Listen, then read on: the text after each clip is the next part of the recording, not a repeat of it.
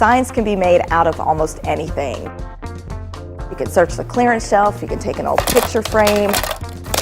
They make a great addition, especially if you're doing your wedding gifts and favors.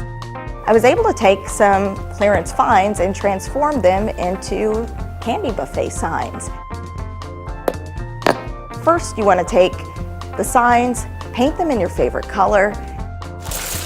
Then you want to grab some letters.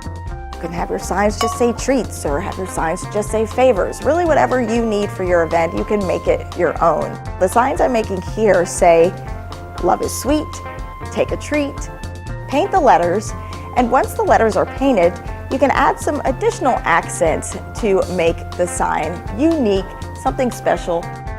Beaded chiffon flowers are always a fun accent. I love to add photo corners. It's just a little extra touch. Last but not least, add them to your table and you're ready to go. On this episode of Let's Craft, I'm Shayla Reaves.